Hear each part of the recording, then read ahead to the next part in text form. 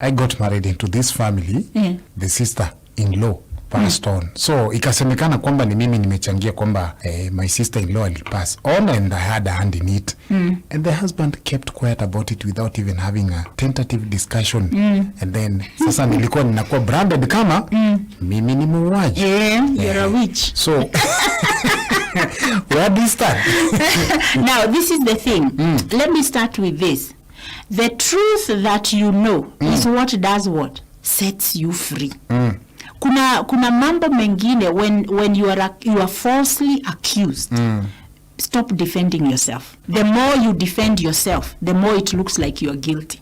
That you need to identify where you have control. Now, let me talk about personality issues. People who are called sanguines, sanguine phlegmatics, they will not step up and do the whole thing of protecting and all that. You want to check and see, is my spouse, number one, a middle child?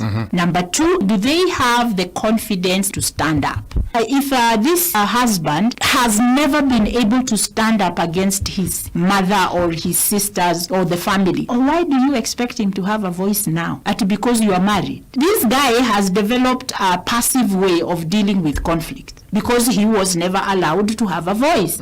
So when you get married, that does not change him. The expectation that your husband is going to protect you from his negative family, it's what we might call a false expectation because it does not align with who he is. There is a family that is called the enmeshed family. Their motto is, it is us against the world. You get married into that family unless there is high levels of emotional intelligence between you and your spouse who comes from such a family. You will always be seen as an outsider. So you've got to learn how to choose your battles. When you go into a family that you can tell these people are not very close to each other or they don't have a lot of goodwill between each other, be careful that you don't come in like a savior because the day that they decide to gang up against you, you need to balance out and have wisdom, understand human behavior, and then allow yourself to live your life in seasons.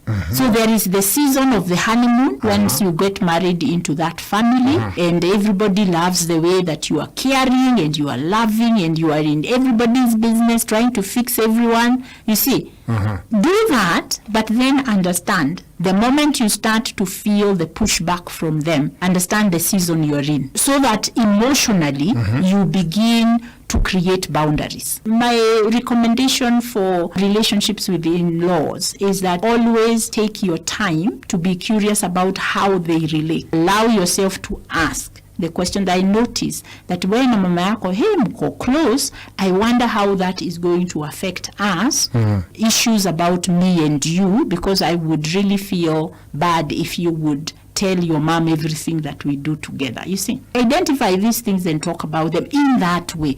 Wacheni kuanzanga every sentence, kwa nini una?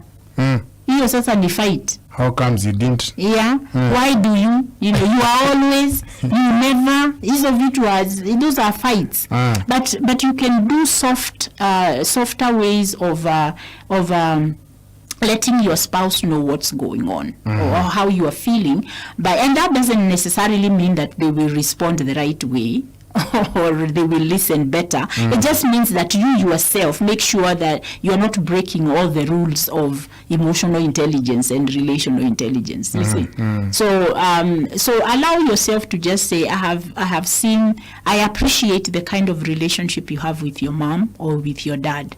What I don't like is when you tell them about the things which are going on within our couple relationship or in my personal life. I would really like for you, I don't like people knowing too much about my things, you see. And at that point, I need to listen to my spouse and honor their request, you see. So that we don't start our marriages and then we are already putting up walls even before we have really gotten to know each other.